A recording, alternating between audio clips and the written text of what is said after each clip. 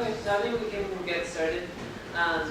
So this week we have Sam Hadden, who's just finished his PhD at Northwestern and is headed to the CFA.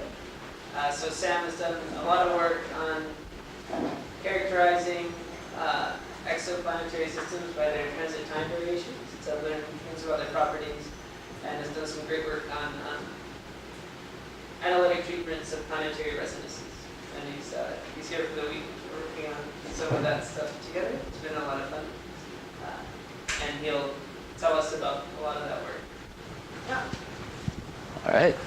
Yeah. Thanks everyone for coming. Thank you, Dan. So I'll go ahead and get started. Oops. So I think most planet talks start with some version of this slide. But this is the known exoplanets as of a couple weeks ago, and plotted in terms of their separation from their host star versus planet mass. And the number of known planets is now somewhere in the thousands. And you can see from this already that there's a pretty wide diversity of different types of planets that have been discovered, in a lot of instances quite different than what we're used to from our own solar system.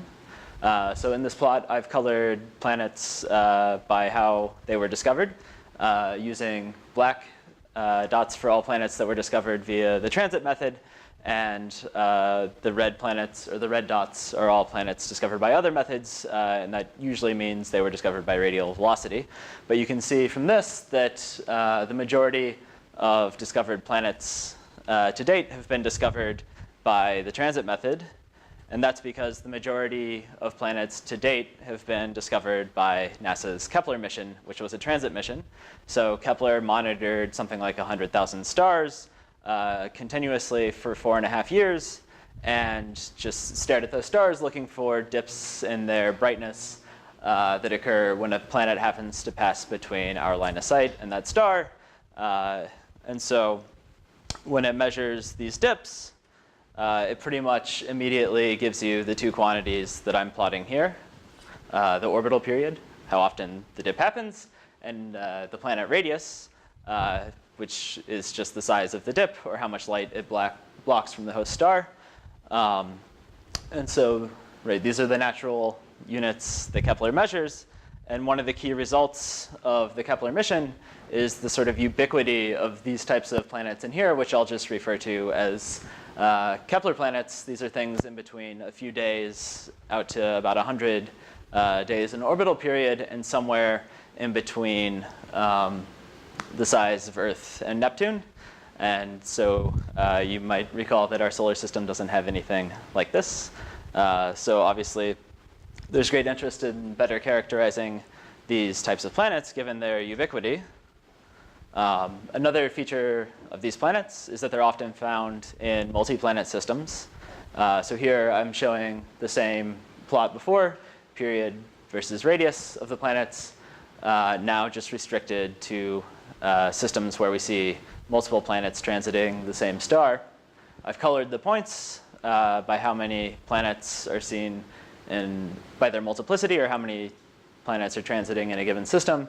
And so you can see there's plenty of doubles and triples, and things all the way up to 5 or 6 planets all orbiting the same star, with periods all packed within 100 days. So as you can imagine, this leads to pretty closely spaced planets.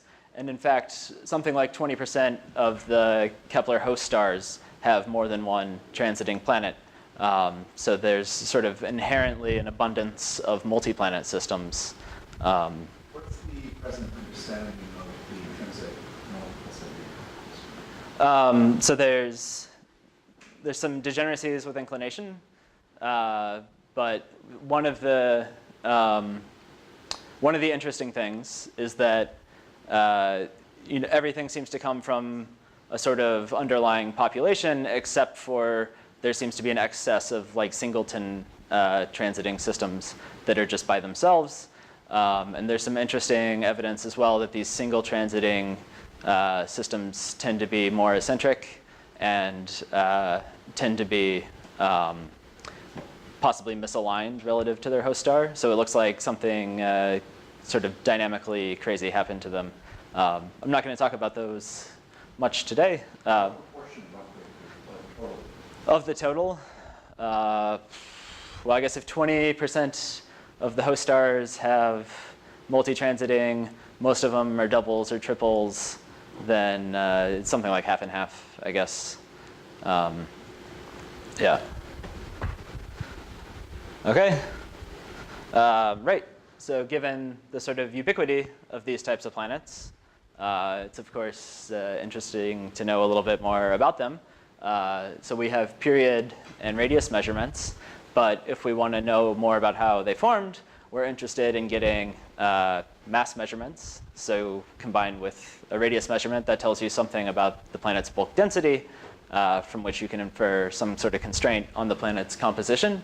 And you'd also like to be able to get some sort of eccentricity measurement for these types of planets to tell you something about the dynamics of these systems and give you some possible clues to how they might have formed or constraints on their possible formation channels. So the sort of traditional method for measuring these properties is the radial velocity method, where you just track the Doppler wobble or the Doppler shift of a star as it wobbles back and forth as the planet orbits it. Unfortunately, this is pretty ill-equipped to handle typical Kepler planets.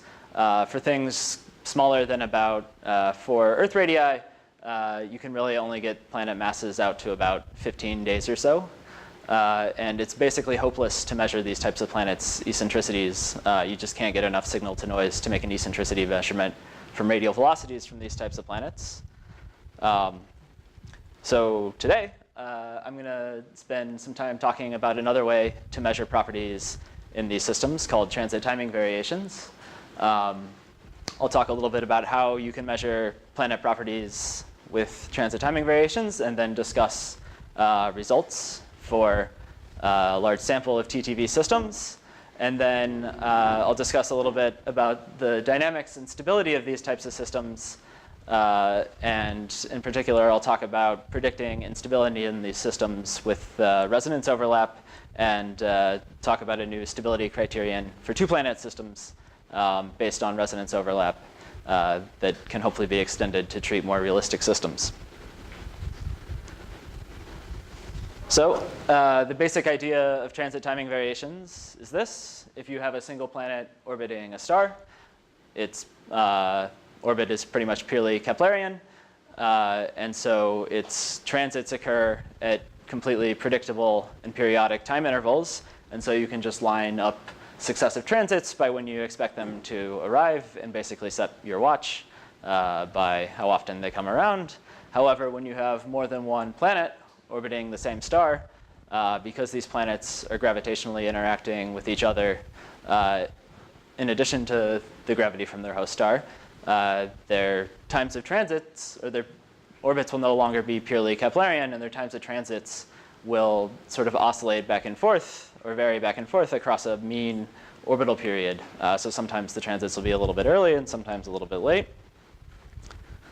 So these timing variations depend on the gravitational interactions between the planets, which depends on their masses and orbits. And so they can be used as a probe of these planets' masses and orbits. OK, so that's good. You can measure masses and eccentricities where radial velocity fails. Unfortunately, going from TTVs to these properties is a pretty difficult inverse problem. For example, you have a large parameter space. So for each planet in your system, you have a full set of orbital elements plus a planet mass. So you can imagine the parameter space that you have to fit your model over gets large pretty fast. And this model also has a number of complicated degeneracies between parameters. It's not straightforward to go from a set of orbital elements to a prediction for when transit times will happen. And so our solution for this is to combine Markov chain Monte Carlo simulations, which is a sort of numerical technique well suited to this type of problem, with an analytic understanding of how transit timing variations are affected by planet properties and orbital elements. And so we use a sort of combined approach I'm not going to talk about details of MC, but for those who aren't familiar with it, it's basically just a way of running a bunch of n-body simulations, in our case, in a smart way, so that you sample the most likely masses and orbital elements of the planets that you're trying to fit the timing variations for. And then the analytic model is based on a sort of perturbative approach for how the planet motion happens. So it's approximate, but it's nice because it reduces fitting transit timing variations to just a linear least squares fit problem, like you learn to do in elementary school these days. And so it's nice because these least squares fit problem shows you the origins of constraints, so you're not just blindly trusting your numerical model when you're inferring planet properties. So how this is done in detail is maybe best illustrated with an example. So this is Kepler 177 b and c, a pair of sort of Kepler-sized planets. And so on the right, I'm showing the timing residuals. The observed timing residuals is the black points. So this is just the transit times after I've subtracted off a mean period for both the inner and outer planet here. And underneath that, in gray, I'm showing a best fit n-body model to these timing variations. And so this pair of planets happens to sit near a 4:3 commensurability of their orbital periods. And so as a result, as they orbit, this commensurability means that each time they have a conjunction, it happens in nearly the same place every time. And so their perturbations, their gravitational perturbations between each other can sort of add up coherently. And from the analytic model, you predict that this gives you a sinusoidal TTV signal. And so if you look at the sort of the observed points here, you can see part of a sinusoidal signal.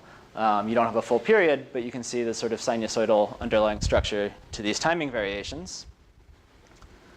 OK, so if I stick this set of timing variations in my n-body MC and run it, I get a nice fit for both planets' masses. So here on the top, I'm just showing histograms of the posterior distributions, or basically the probability distributions of the most likely masses for this planet pair.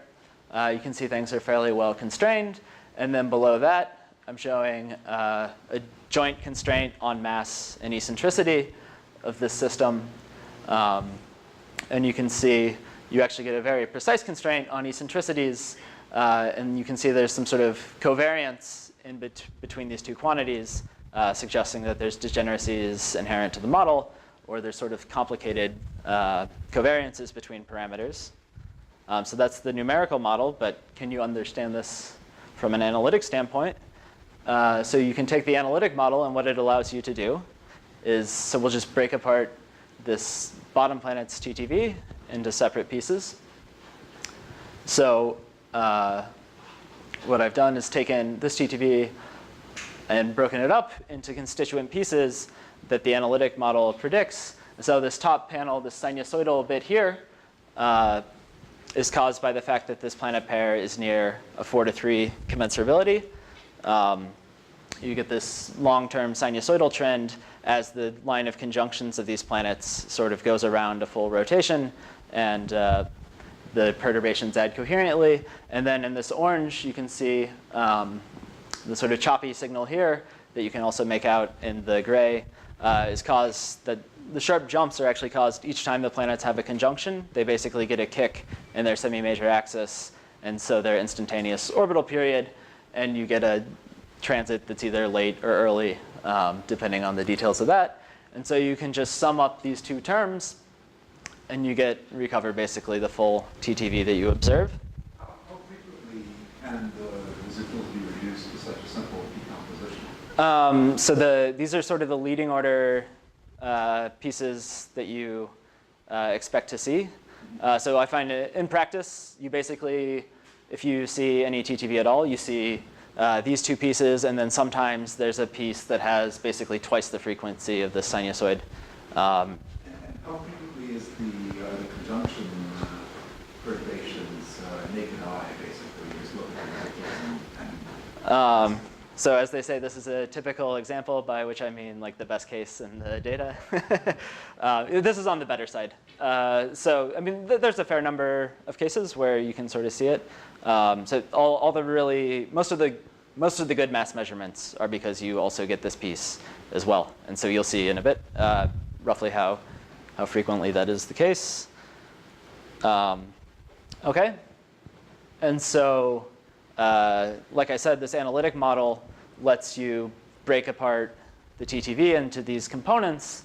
And these sort of least squares fit components map to constraints in the mass eccentricity plane. Here, this effect of conjunctions, these kicks at conjunctions, basically just probe the mass of the planet. And so here, I'm just showing the 1 sigma uncertainty in mass that you get from this analytic model fit, from fitting this conjunction bit, and then this sinusoidal effect of being near this commensurability gives you a sort of complicated degenerate constraint in terms of mass and eccentricity shown by this blue band here.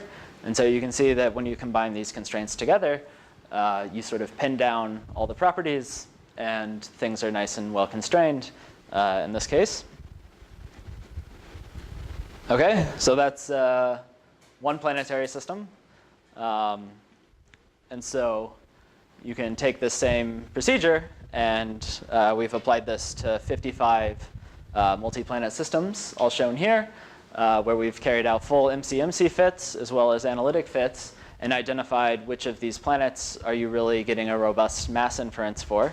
And so for the ones in this sample that you get a robust mass measurement, I've colored them as blue planets in these plots here. And so the vertical axis shows the period.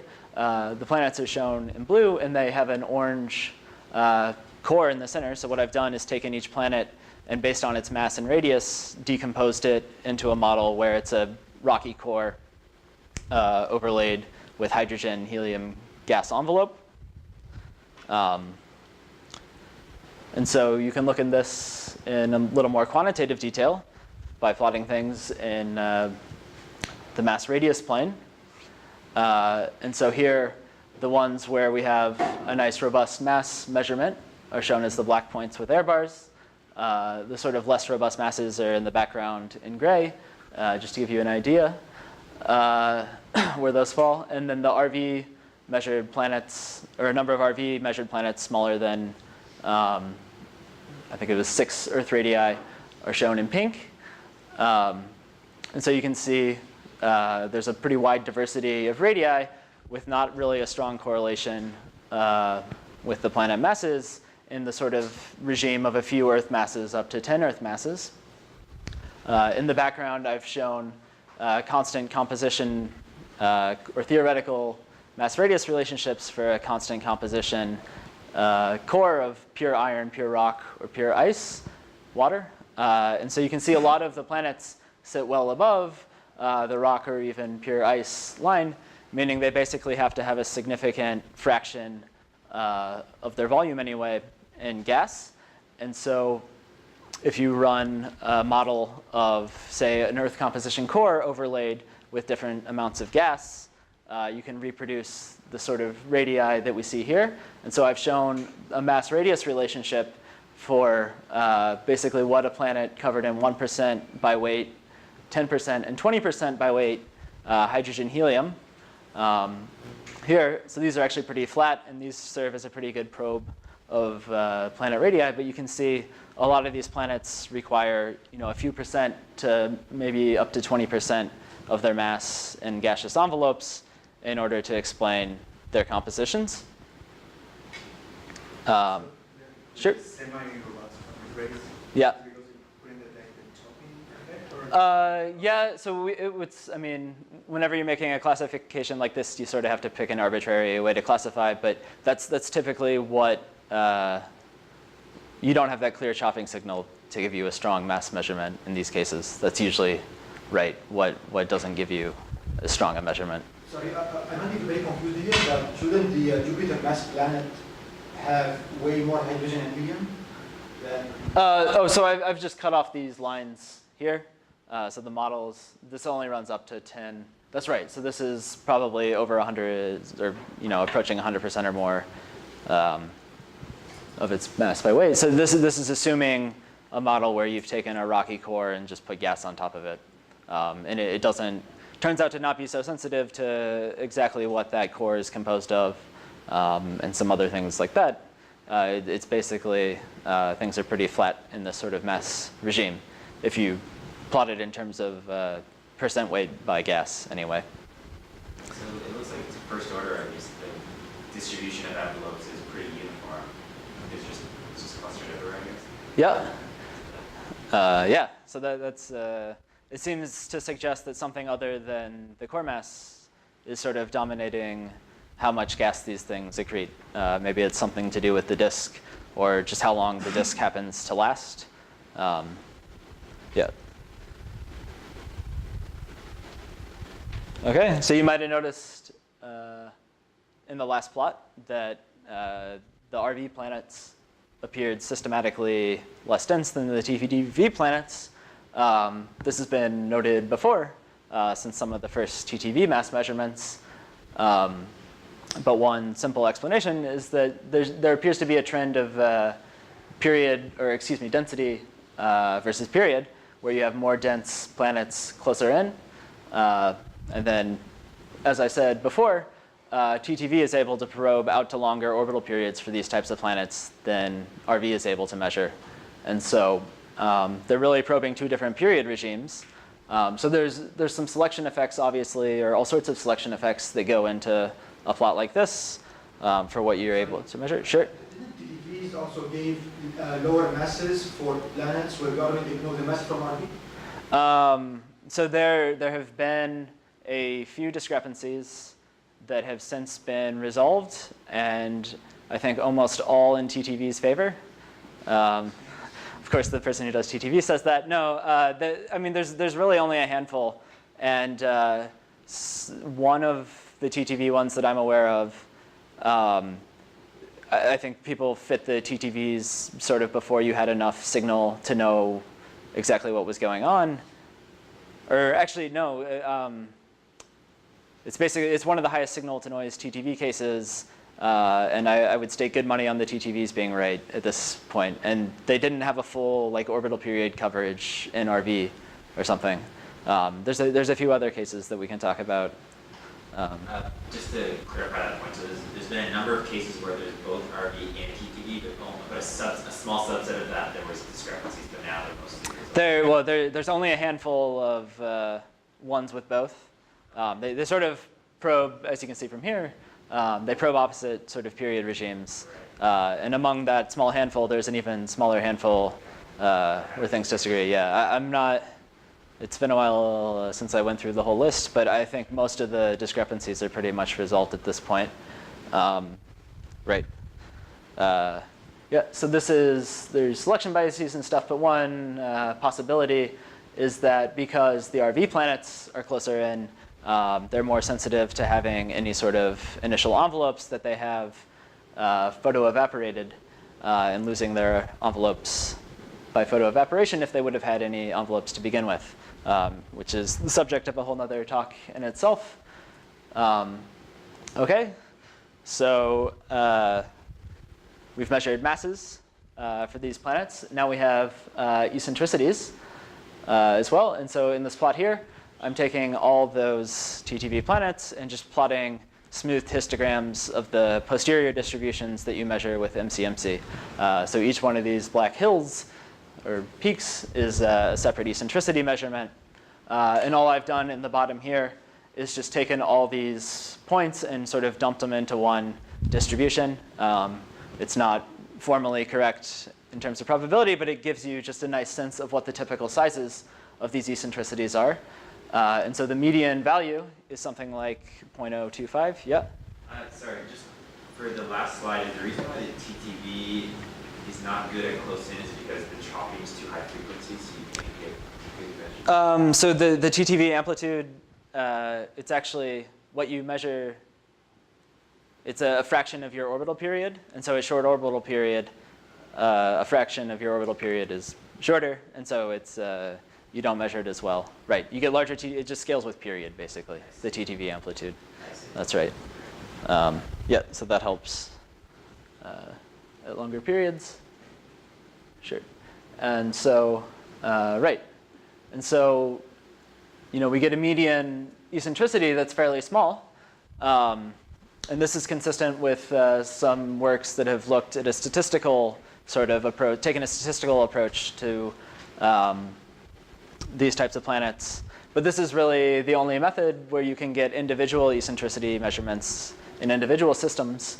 And in fact, we can get really precise measurements in some cases. So you can see we measure really small eccentricities down here, less than 0.02 or 0.01, where we can still exclude 0 at high confidence. And in fact, in about over half of the cases, we can exclude 0 at something like 95 or 99% confidence, which tells us that these planets have small eccentricities, but they definitely don't have 0 eccentricity by and large. So you cannot measure these transit durations? So what he's saying is you can get some information about eccentricity from the shape of a transit. It basically, if you're going really fast during transit, it'll be shorter than what it would be on a circular orbit if you're going by at periaps, or longer if you're going by at apoaps. So that sort of, you really need high precision transit measurements, and that usually only works for like Jupiter-sized planets. So yeah, it's basically hopeless to get eccentricity. Right, sorry. No, so some of the statistical things have actually taken that approach, where they look at transit duration distributions. But those are underlying. Right, so that's statistical. That's right. So those, yeah. Yeah, TTV is pretty much the only way. I don't know of any particularly small planets where people have been able to do that sort of thing and get a precise eccentricity measurement. Sorry, isn't TTV by definition sensitive to planets with eccentricities? Yeah, it helps. Yeah, the sort of selection effects, it's sort of complicated how things, if you have a higher eccentricity, you have a larger amplitude TTV, that's true. Which I guess that makes this even more surprising, right? We found like some of the highest TTV amplitude systems have really small eccentricities. It sort of doesn't, if there were a bunch of really eccentric TTV planets out there, we would have found them because they would have had huge TTVs. And we didn't, so. Okay, so conclusions from measured properties of some of these planets. So the sort of substantial gaseous envelopes imply that these planets must have formed fairly early, within the first something like 10 megayears before their host disk or protoplanetary disk went away. That's sort of the typical lifetime for protoplanetary disks. And so obviously they had to be around while gas was still around in order to accrete envelopes. And so that's in contrast to the terrestrial planets, which were assembled on a timescale of at least a factor of 10 larger, on 100 million years timescale or so. And then we also know that these planets have small eccentricities and seem dynamically fairly cold, but they're not completely cold. And so it appears that even though there was gas around, it wasn't so dynamically overpowering that it just damped all the orbits to completely circular eccentricities. So that's a bit of a puzzle. One of the ideas out there is that these planets are assembled or complete their assembly once some of the gas is depleted, in which case they're no longer completely damped and can undergo mergers and stuff and assemble cores, but there's still enough gas around so that they can accrete envelopes. So that's a possible explanation for how these sorts of things formed in light of what we know about them. Okay, so now I'm going to talk a little bit about dynamics and stability in these types of packed multi-planet systems. And so I think one of the most interesting questions regarding stability for these types of systems is to what degree does orbital stability set the sort of population of planet architectures that we observe in this sample today. So for example, you could imagine that after these planets formed, they were all in sort of tightly packed high multiplicity systems.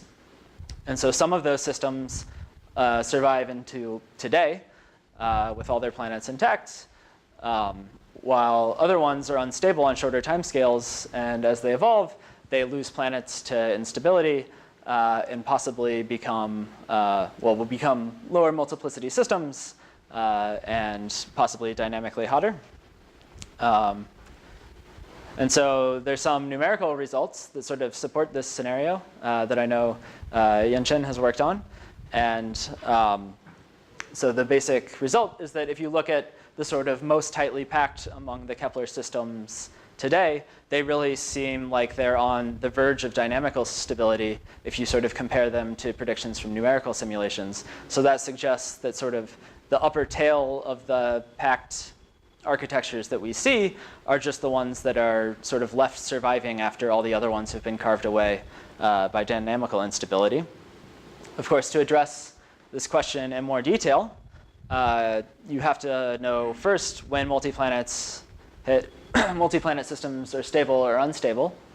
And so most past approaches to this problem, so the n-body problem is a sort of historically long-historied and difficult problem to solve.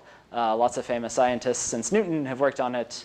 And so, I'm not claiming to be Newton, but I have a better computer. And so, people have worked on fitting numerical results with empirical fits. And usually what people do is something like fit a relationship for the time scale for a system to become unstable, given some sort of taking a bunch of planets and giving them a typical spacing or regular spacing. People usually parameterize this in what's called Hill radii, but you can just think of this as some measure of their dynamical packedness. And so there's all sorts of authors that have fit relationships like this. And so one of the problems with this approach is that you can only run a numerical simulation for 10 to the 9 or 10 to the 10 years, or maybe Rebound can do 10 to the 10.5.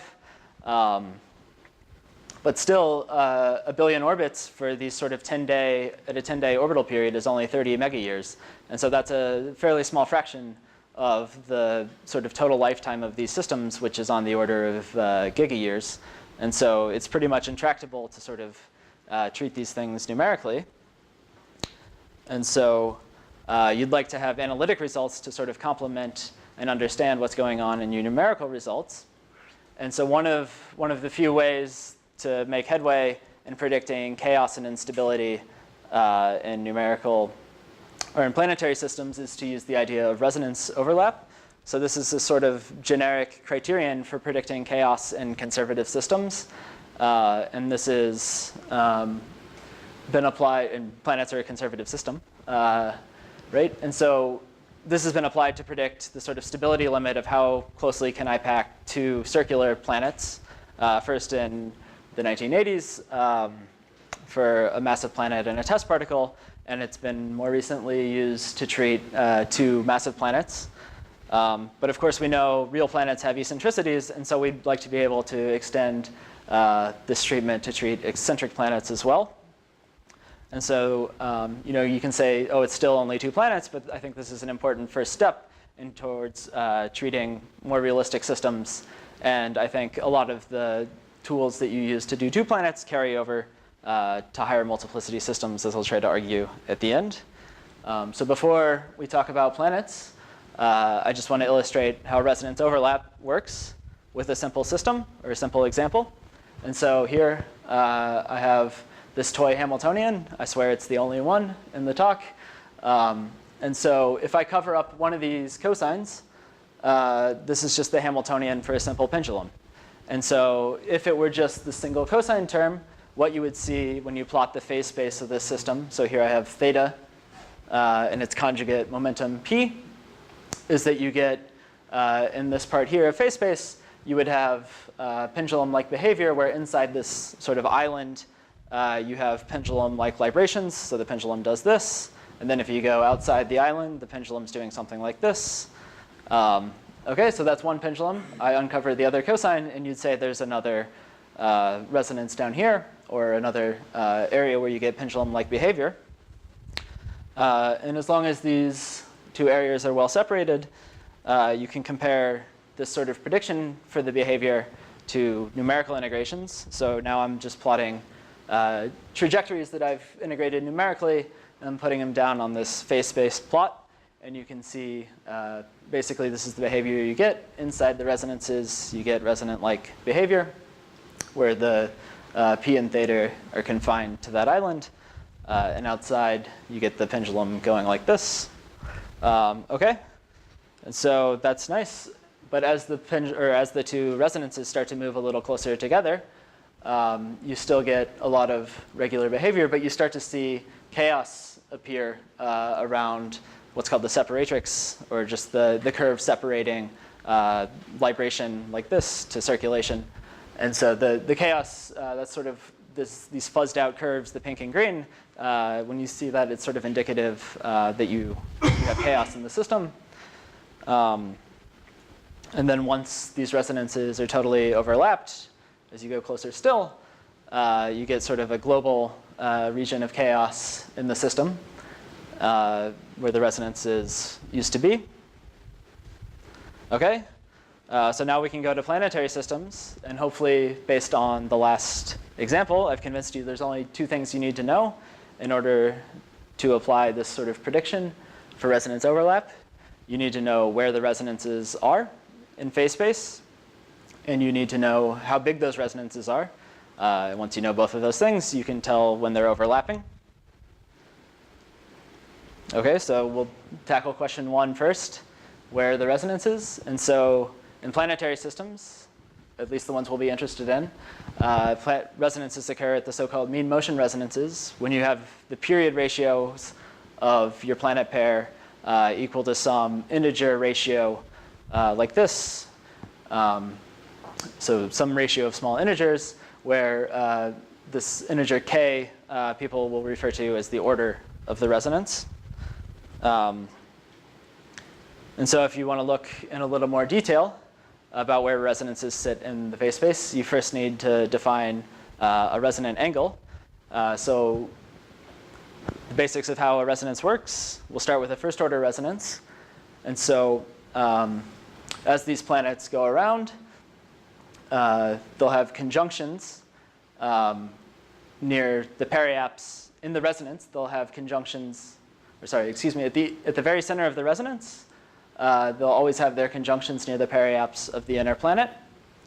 And so if their periods are exactly commensurable, because of that commensurability, they'll always see each other in the same place. Now, if you perturb things a little bit away from the resonance, each time they have a conjunction, their line of conjunctions will sort of oscillate back and forth around the periaps. So they'll sort of see each other close to this point, and their line of conjunctions will sort of oscillate in this wedge. And you can plot that in terms of this resonant angle, the angle between the apoaps and of the inner planet and the line of conjunctions. And there's a sort of coupled oscillation in the semi-major axis as well, or the period ratio of the planets, as this resonant angle sort of oscillates back and forth.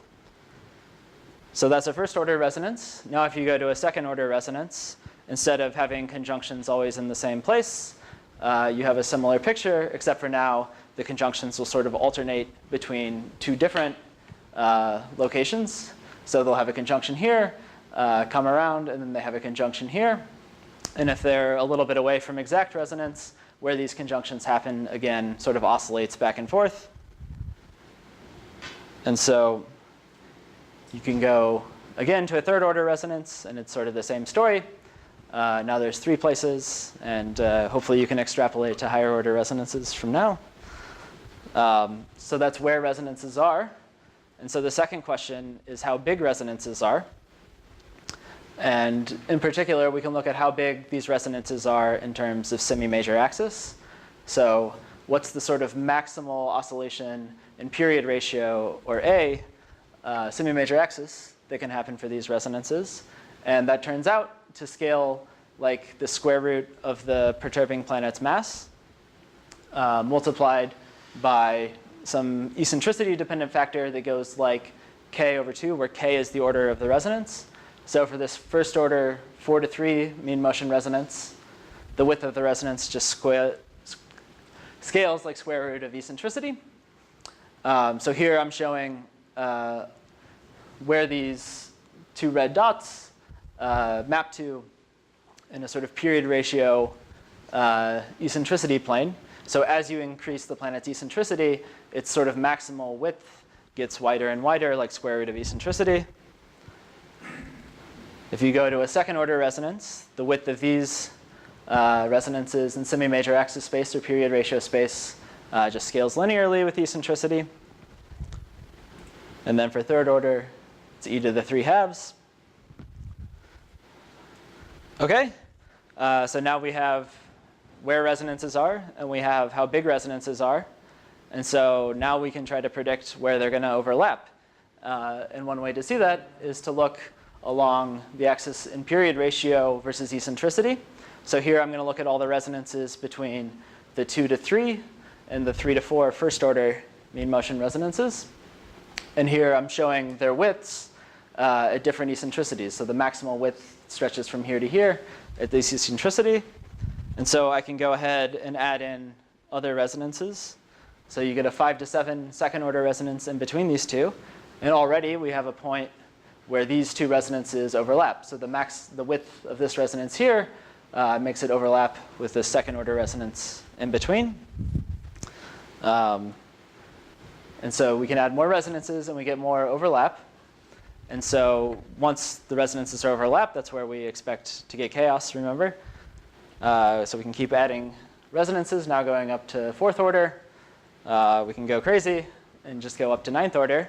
And you can see what emerges is that you have this sort of locus of points here where the resonances all overlap.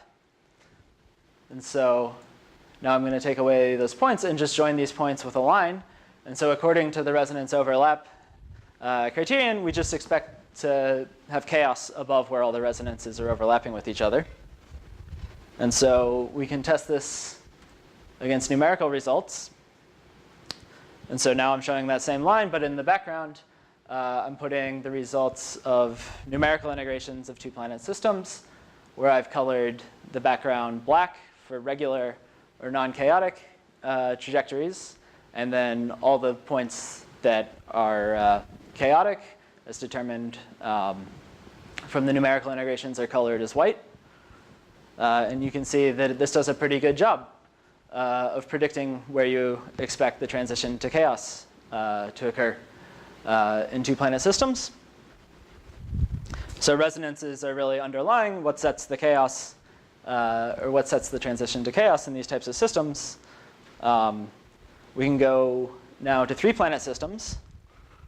And so now I'm showing a similar picture over here, but now instead I'm using axes of period ratio. So I'm using a three-planet system. And so on this axis, I'm showing the period ratio of the inner planet to the middle planet. And then on the vertical axis, I'm showing the orbital frequency of the outer planet measured in terms of the middle planet's period. And what you can see from this plot is that you get chaos, again, where all the resonances are. And so again, I've used the same color scale, black for regular and white for chaotic trajectories. And so now I've marked where all the first order resonances occur between the inner planet and the middle planet. And so you get these wide vertical swaths of chaos. And you get second order resonances also show up. Doesn't quite carry from your previous plot, because in the previous plot you showed that above certain eccentricity the resonance. Right. Yeah. So I've. Here you have zero eccentricity. So what's there's no physics. Right. OK. Yeah. So well, I've run out of dimensions, but also there's something. So I sort of lied when I said that first order resonances scale strictly as the way with square root of e. First order resonances actually have some finite width when you go to zero eccentricity. Yeah, they sort of get a complicated shape. But maybe one way to think of it is they have a width that's just, I guess, it goes like mu to the 2/3, where mu is the planet-star mass ratio. Right, so at the intersections of the resonances here is where the resonance, you would say the resonances are overlapped. And so you would predict that you would get some sort of overlap here. And I actually had some stuff on how you expect these to scale, but I took it out because I didn't think I would have time. But maybe we can talk about it after. But right, so the resonances here at their intersections where the resonances between the middle planet and the inner planet are overlapped with the resonances between the middle planet and the outer planet, sort of give you a wide swath of chaos. So this is full in-body, but we can try to develop a sort of more simplified model for how we expect this to work. So we can ignore any sort of gravitational interactions between the middle planet, or excuse me, the outermost planet and the innermost planet in these 3 planet systems. We can replace our middle planet with a test particle. And then we can consider only the effects of a finite number of resonances.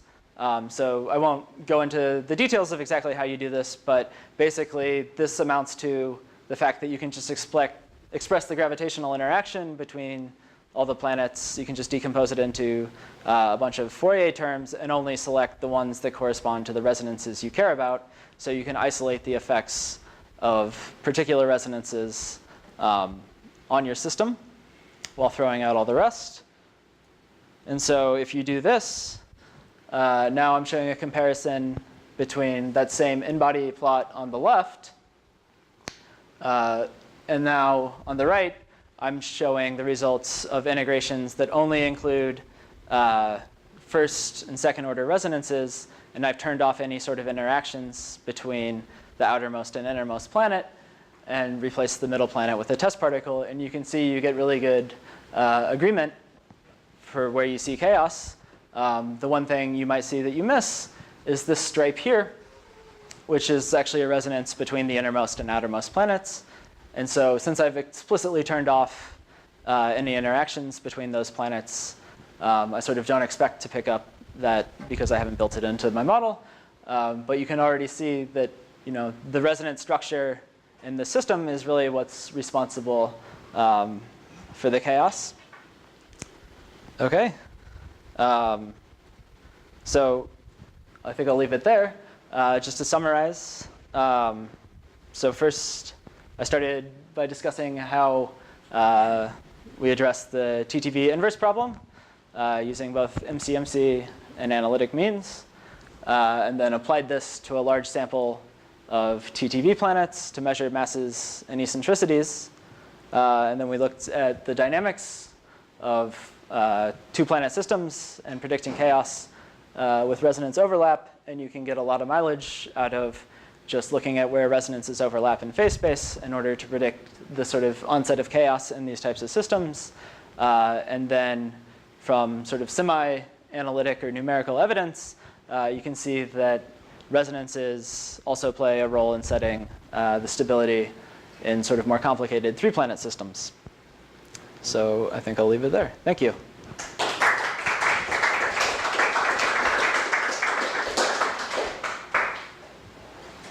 Yep. How long did you simulate the in-body on the left side to create that map? How long was each simulation? Yeah, so you usually see this map after a few thousand, maybe 10,000 orbits. And so you might worry that you're missing some additional chaos that you wouldn't see unless you ran it longer. And so I've done experiments where I've taken sort of the same system setup and run it out to, say, 10 to the 8 orbits. And it doesn't change much. You might pick up a little extra chaos around the sort of edges, but you don't get a sort of substantially different picture. For the color, are you plotting like the Lyapunov? Yeah, I've tried to stretch it so that it basically just comes down to black and white, but it's actually, there's a scale to write the Lyapunov time. Yeah, so there are some gray points in there that are I guess, a little less chaotic. But This really is the same color scale in both. the stretch might be different. I'm not sure. Yeah. I think also kind of a related question, because if you're wanting to then think about the Kepler systems that you can't possibly simulate the results that existed, would you not expect secular resonances to start becoming important as well as the mean resonance? Yeah, so I think it's still an opening question whether how much this sort of secular dynamics affects Kepler planets.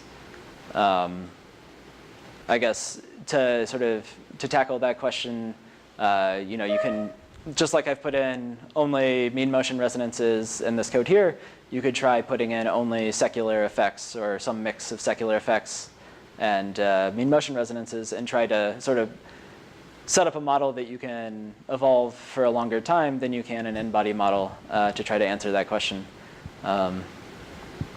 Yeah, and so I should say you can put like the linear secular effects in here, but it doesn't change anything, and you don't really expect it to either. It sort of just shifts things around.